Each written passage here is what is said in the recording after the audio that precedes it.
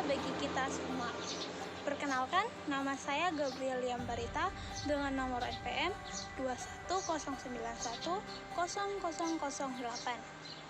Saya dari kelas A, program studi PGSD. Kali ini, saya akan membuat video pembelajaran mata kuliah konsep dasar IPA yang dibawakan oleh Ibu Dian Wulansari, SPD, MPD, dengan modul 1 yang berjudul Asal Mula, Ciri-ciri, dan Organisasi Kehidupan. Pada materi ini, yang pertama kita akan mengenal teori makhluk hidup. Teori makhluk hidup terbagi menjadi 5 bagian, yaitu yang pertama, teori abiogenesis, kedua, teori biogenesis, ketiga, teori evolusi kimia, keempat, teori panspermia, dan terakhir adalah teori penciptaan. Sekarang, kita akan bahas satu persatu. Yang pertama adalah teori abiogenesis. Teori abiogenesis adalah teori yang menyatakan bahwa makhluk hidup berasal dari benda mati. Yang kedua, teori biogenesis.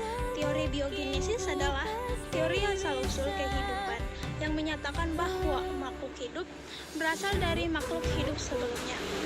Yang ketiga adalah teori evolusi kimia.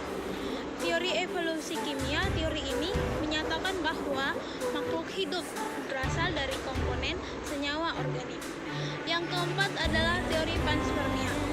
Menurut teori panspermia, teori ini asal kehidupan berasal dari benih-benih kehidupan dari luar angkasa. Yang terakhir adalah teori penciptaan.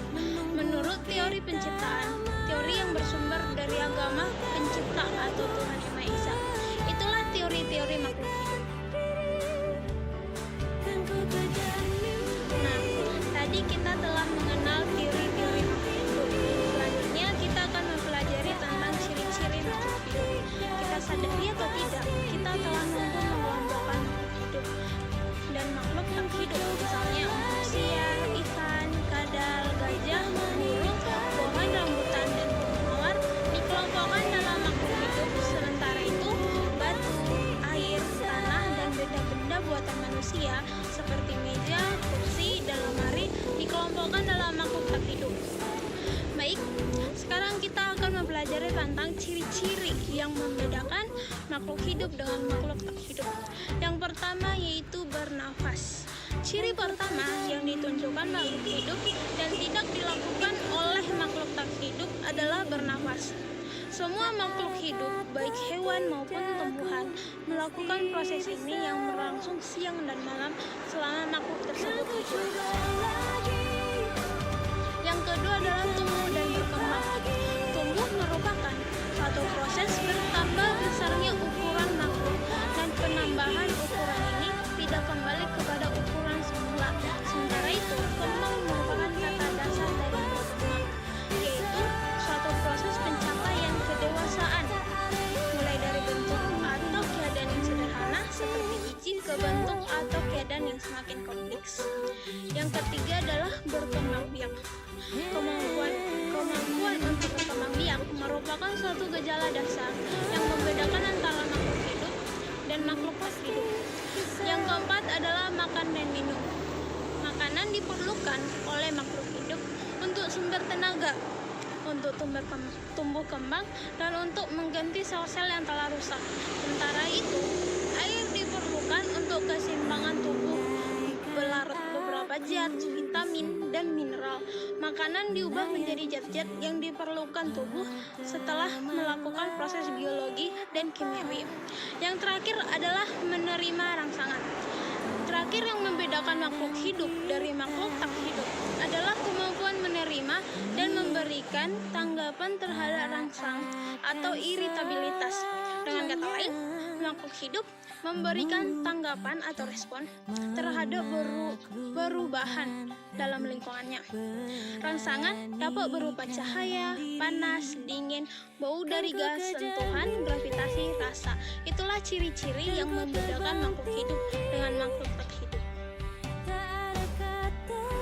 Nah, tadi kita telah mempelajari tentang teori-teori makhluk hidup dan juga ciri-ciri makhluk hidup. Selanjutnya, kita akan mempelajari tentang organisasi kehidupan. Makhluk hidup dibentuk oleh sel, yaitu ada yang dibangun oleh satu sel atau uniselular, misalnya bakteri, atau dapat berupa kumpulan sel atau multiselular, misalnya manusia, hewan, dan tumbuhan. Dalam sel berlangsung semua kegiatan kehidupan seperti respirasi, ekskresi, transportasi, dan sintesis. Pendek kata, sel merupakan until terkecil yang menyusun tubuh makhluk hidup dan merupakan tempat terselenggaranya fungsi kehidupan. Organisasi kehidupan terdiri dari 4 bagian, yaitu yang pertama adalah sel. Sel merupakan until struktural yang fungsional terkecil pada makhluk hidup. Yang kedua, jaringan. Jaringan adalah sekumpulan sel yang memiliki bentuk dan fungsi yang sama. Jaringan yang berbeda dapat bekerja sama untuk suatu fungsi fisiologi yang sama membentuk organ. Yang ketiga adalah organ. Organ dibangun oleh beberapa jaringan yang bersama-sama melakukan fungsi dan tugas tertentu. Organ-organ yang dimiliki tumbuhan berbeda dengan organ yang dimiliki hewan atau manusia. Yang terakhir adalah sistem organ. Organ tubuh makhluk hidup tidak bekerja sendiri-sendiri, tetapi saling bergantung dan saling mempengaruh dengan organ lainnya. Itulah beberapa bagian organisasi kehidupan yang dapat saya sampaikan. Dan demikian jugalah materi yang dapat saya sampaikan.